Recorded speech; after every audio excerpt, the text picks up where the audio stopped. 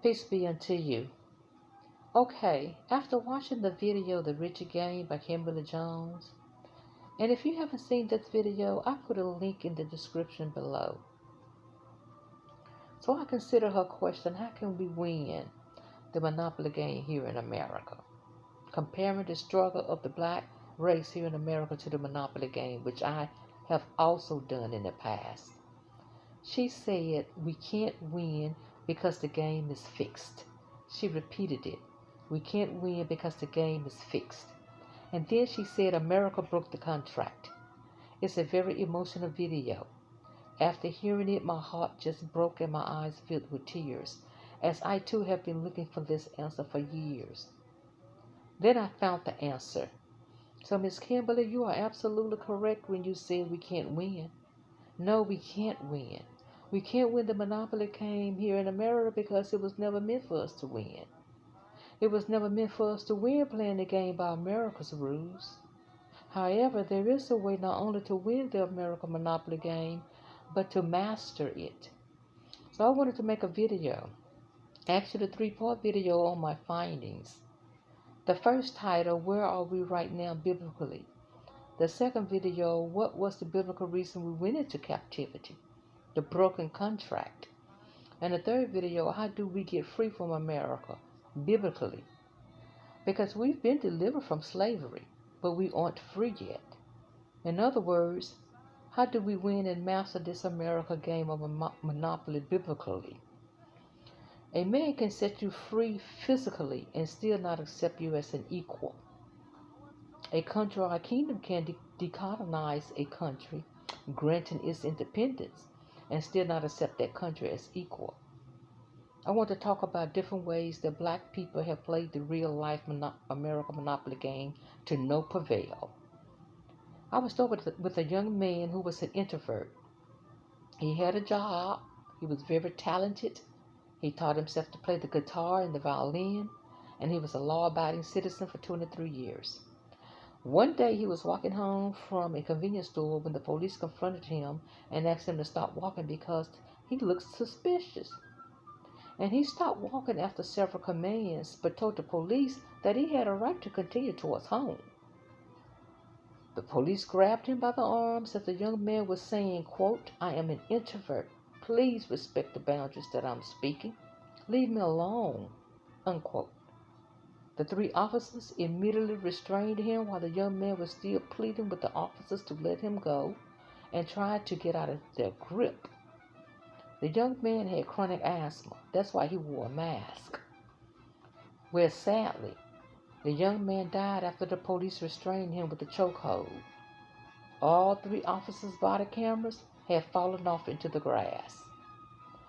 So my point here is, you can be an introvert, rarely go out of your house, do everything right, and at one time you decide to go from point A to point B, you get murdered by your protector. You can be in the comfort of your own home, your safe haven, asleep in your bed, and get murdered by sworn officers of the law whose duty is to protect the community. What betrayal. We can't win. We can't win the game because the game is fixed. You broke the contract, America. Next, I consider the rich celebrities, Hollywood. Those who worked hard, earned wealth, and made it to middle or high class society to see how they was winning this American Monopoly game. During Reverend Al Sharpton's eulogy speech at George Floyd's funeral, he said, every time black people rise to success or earn wealth, America will put its knee on their necks to stop them from reaching higher heights.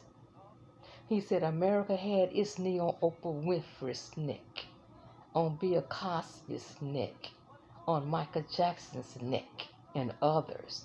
He said that's why many of us can't succeed, because America got its knee on our necks. I always wonder why black people who were entertainers and celebrities, or black people who had earned wealth, mostly always died broke. And now I know. It's because the American system kept a chokehold on their necks with certain rules that only applied to black people and enforced by the law. No, black celebrities, black wealthy people. You can't win the American Monopoly game either. Then I wanted to explore all the different black Wall Street businesses because it appeared that they had found a way out and was actually winning this American Monopoly game. So what happened? First, let me say hats off to all the black Wall Street businesses. I knew about Rosewood, but my God, I had no idea, no clue there were so many more. It's like lately God has just opened the floodgates of hidden knowledge and it's beginning to flow and is overflowing into the streets of and highways of all our minds. Thank you, Father God, for being true to your holy word. For there is nothing hidden that shall not be made known abroad in its own righteous time. For there is a time and season for everything under the sun, and now is the time for this. The black successful businesses from what I read. Rosewood, Florida, 1923. Tulsa, Oklahoma, 1921. Colfax, Louisiana, 1873. Wilmington, North Carolina, 1898. Elaine, Arkansas, 1919. Atlanta, Georgia, 1906. Natchez, Mississippi, the Devil Punch Bowl, 1860. And so many more. They were all well organized. The board and board members were all in agreement. One people with the same purpose. Now that's how you do it. There has to be unity. These and others black Wall Street businesses did exactly what the white America had been telling black Americans to do. That is, help yourselves. Stop begging for food stamps and welfare. Pull yourselves up by your bootstrap. Be accountable people. Get educated. Get jobs. Get homes. And on and on. Well, that's exactly what the black Wall Street businesses did. They did and they did it gracefully well. Gracefully well. Blacks had their own homes. They had their own schools. They had their own banks. They had their own restaurants. They had their own stores. They had their own farmlands, their own churches, community policemen. They were trading with other towns and communities. They had jobs. Everything was heavenly, just prospering. They went and did the unthinkable.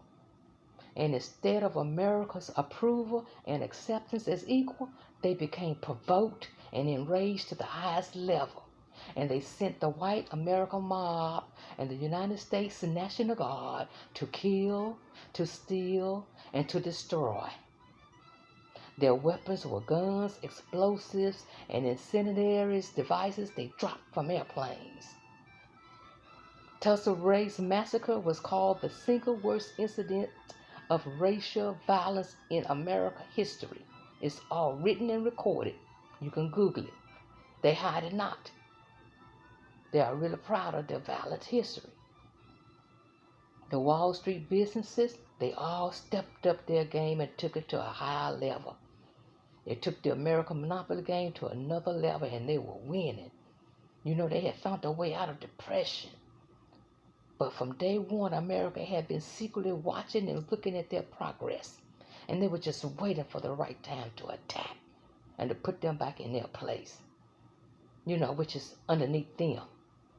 Dang, what do we do now? America, the supreme ruler, isn't going to let black people have their own town, city, state, country, or anything else, so it seems. Here's one last thought. What if we get the restitution and the reparation money?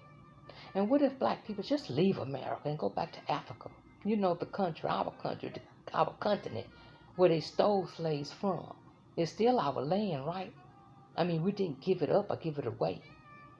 And we build what the black Wall Street businesses had done, but on a much higher scale.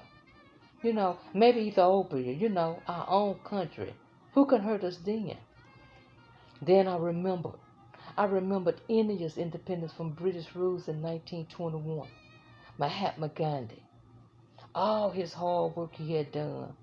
And he was right at the edge of a breakthrough when in 1940, Gandhi's vision of an independent India based on religious pluralism was challenged. in the early 40s, 1940s, by a new Muslim nationalism, which was demanding a separate Muslim homeland carved out of India. And in 1947, Britain granted. Indian Empire was partitioned into two domains, a Hindu majority India and a Muslim majority Pakistan. As many displaced Hindus, Muslims, and Sikhs made their way to their new lands, religious violence broke out, and the two divided people have been fighting until this day. From day one, they never got to enjoy their independence.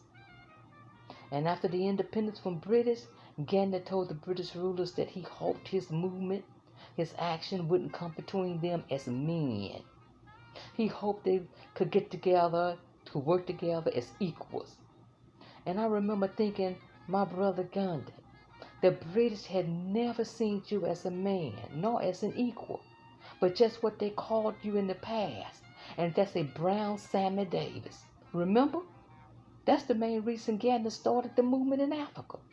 Mahatma Gandhi was thrown off a train at the Pietermaritzburg railroad station in South Africa in 1893 after a white man objected to him traveling in a first-class coach.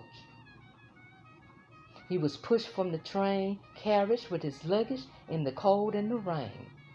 And that's when he devoted his life to combating racial inequality through passive resistance. And when he burned the government property passes, he was beaten and called, quote, "You Sammy," unquote. You're one of us, bro. You're one of us. But Gandhi really thought the British, the Europeans, would treat him as an equal once they gained their independence. If the British can't rule over you, then they'll make sure you'll have division and genocide. That's why they divided the country into two domains. It's the very same monopoly game we here in America are playing, just different players. The British monopoly game. And as I said earlier, a man can set you free physically and still not accept you as an equal. And a country or a kingdom can decolonize a country, granting its independence, and still not accept that country as equal. You can't win this way either. Game still fixed. Same broken contract, even if you have your own independent country. By the way, I have a link below of those incidents. Another British monopoly game with Ireland. Division and genocide if they can't rule over you. Republican separatists versus British government forces. 1920, the British government partitioned Ireland into two semi-autonomous regions, the Northern Ireland and the Southern Ireland. Intended to be coordinated by a Council of Ireland, upon royal assent, the Parliament of Northern Ireland came into being in 1921. However, the institutions of Southern Ireland, it never came functional. The Irish Civil War, 1922 to 1923, was a conflict of the following. The Irish War of Independence left Irish society divided and embittered for generations. Last one, Africa, the Belgian monopoly game. The year of Africa, 1960, independence of 17 African nations. The beginning of the realities of post-colonial violence. Beginning of armed opposition to South African apartheid government, with political ramifications across Africa and around the world. Congo independent, Republic of the Congo. The country was soon embroiled in turmoil, division, and genocide. Rwandan Civil War genocide, 1994. In 1935, Belgium introduced permanent division of the population by dividing the population into three ethnic groups. The Hutto, 84% of the population, Tutsi, 15% of the population, and TWA, 1% of the population. Belgium split one race of people into three separate races. And what followed was the Rwandan Civil War genocide, 1994. You got the Belgian Monopoly game. Once again, it's the very same Monopoly game we here in America are playing, just different players. I use these examples to say this hypothetically speaking. Hypothetically speaking, let's say African Americans or black people do get the restitution of the reparation money. My concerns are, number one, the deceitfulness of America, the divide game to cause long-lasting turmoil and genocide of the black people here in America, because it's what they do, and they do it well. Scenario: what if?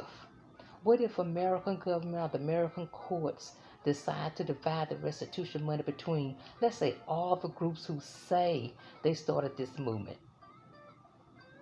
They have been advocating this cause for decades. And let's just say there's the Reverend Al Sharpton group. Let's just say that's the BET owner Robert Johnson's group. There's the Black Panthers group. There's the Minister Louis Farrakhan and all the Muslims, their group. And let's say there's other groups who we don't even know about who have been advocating for this cause. I mean, what would happen? Because all these groups have their own goals and agendas on how the funds would be dispersed and utilized. What would happen if? Second scenario: what if the two groups that American government, of course, decides to award these funds to two groups? Let's say the Reverend Al Sharpton group, who represents African American Christians, and the Minister Louis Farrakhan group, who represents African American Muslims, Nation of Islam. And everyone else falls into one of the two categories. And what if the divide isn't equal based on certain criteria? I'm just saying, I'm just looking ahead. Man, we would have a problem. We all can come together when a white policeman attack one of us. But when it comes down to blacks awarded money and land to divide among us blacks, man, we'll kill our own brothers and sisters and neighbors in a heartbeat, violently. And I'm talking about all races. Look at Rwanda. They were all getting along, one accord, until the dividing of the land. Then there came raping, killing with machetes, killing family members, longtime neighbors, friends. Indians did the same thing. As I mentioned earlier, the three group of people were unified with one cause until the dividing of the land. Then they turned on one another. Africa the same, killing their own when it comes to land and money. No compassion, no mercy. Soon to be, Blacks America. This is really not a black or white issue. It's a good and evil issue, globally and biblically. And I'm not being negative. I'm keeping it real. And not thinking about it won't make it not happen. This is how you win at chess, by covering all of your what if questions of your opponents. If he does this, then I would do that. If he does that, then I would do this and this. Because you got to think ahead and be on guard. Because this is proven history of how supreme rulers caused division and genocides to occur. And something is brewing. Something is brewing. So this is where we are right here in America, playing this American Monopoly game. Peace out.